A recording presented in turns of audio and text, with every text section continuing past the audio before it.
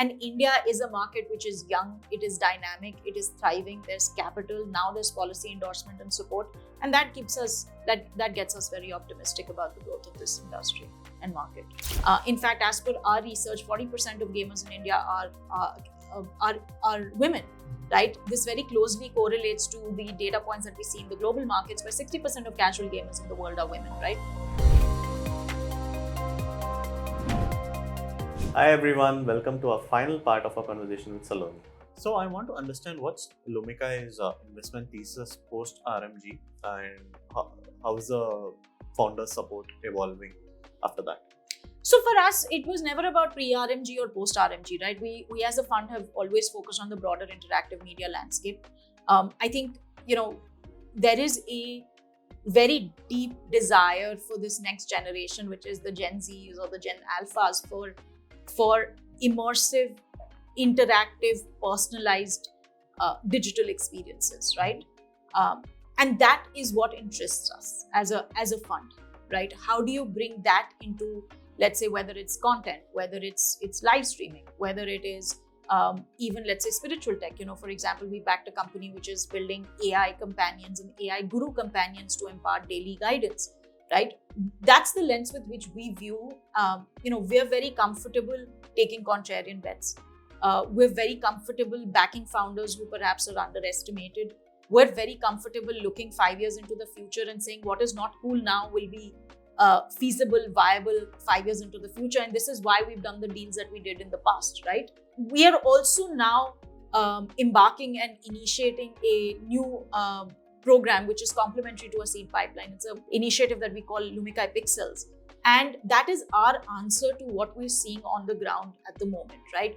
We're seeing a number of, let's say, AI native founders who think first principles, who have no legacy baggage or no kind of prescribed or preconceived notions or frameworks about what works and what doesn't work. And they perhaps are not ready yet for conventional routes of funding, but yet we are their first point of check. So, we are looking to be their first believer check, which turns essentially an idea into a company. And that's what we're launching with Pixels. And that's, again, our way of kind of giving a response to the market into what we're seeing the market evolve into. So our thesis remains unchanged. We remain equally excited about the long-term potential of this market. And I think we are in this era where, if you look at the world around us, we are seeing, extreme volatility. We're seeing a lot of uncertainty. We're seeing an aging demographic globally. We're seeing saturation of certain kinds of content which are taking place. And India is a market which is young, it is dynamic, it is thriving. There's capital, now there's policy endorsement and support. And that gets us very optimistic about the growth of this industry. When you are approaching 2030, right? I think India has done well to grow as an industry, but I want to understand how can we, responsibly grow as an industry, and how can funds like yourself help with that? Yeah, so I completely agree with you there, right? The digital ecosystem in India is still very nascent, right? But of course, we need to approach it with the lens of how we can build it in a way that the audiences which are consuming, let's say, content or digital platforms are being reflected in the not just the experiences, but also in the builders, right? And this is obviously a problem across tech and across STEM, right? You don't have enough female PMs, you don't have enough female entrepreneurs, you don't have enough female builders, right? But when 50% of your consumer base is women, there are still very little apps or digital experiences which are catered to them. In fact, as per our research, 40% of gamers in India are women, right? This very closely correlates to the data points that we see in the global markets, where 60% of casual gamers in the world are women, right? But how do we kind of build products for them, right? And I think this is a question that needs to be asked for the broader industry in general, right? Like, we are now seeing the emergence of, let's say, television content or film content, which is centered around, let's say, female protagonists, right? We're seeing female protagonists being able to become bankable stars, where they're being able to drive footfalls into theaters, right? And I think it's a change that will happen. It has to come from the audiences, but it also has to come from the builders.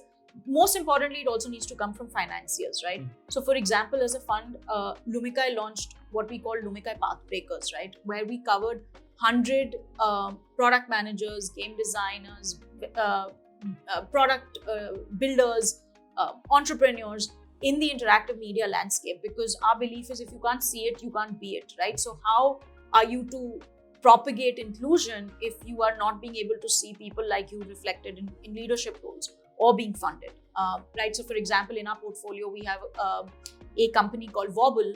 These guys are building a AI companion for children, which is audio first, and it's run by two ladies, and who are marketing specialists. They are product veterans, worked previously at Unilever, etc. They're now building this AI companion, building it for the global markets, and seeing some incredible traction where they've done strategic partnerships with everybody from Scholastic to HarperCollins to Peppa Pig. And they're driving this, and they're building something so unique with a very core insight, which was driven through their own experiences of how they wanted to provide screen-free entertainment for their children, right? And again, that kind of angst, that kind of personal pain point has led them to building this product for their own kids, but also it is a problem statement that many parents are facing, right? And that's a business that we have backed as well. So for us as a fund, it is about talking a lot more about responsible growth, a lot more about inclusion as well, and ensuring that companies are also building safe, compliant businesses, right? Which is obviously important for the long-term health of companies. I think that's what made you avoid the fallout from the RMG plan, right? where we had a lot of pressure in the first few years to deploy in the space. We steered clear of it, but now that's helped us. Yeah, I think that's all the questions I had for today, Saloni, and thank you so much for your time. Very nice chatting with you, and looking forward to having you in more episodes of our podcast. Well, thank you so much, Vignesh, for this great chat and for your curiosity. Thank you.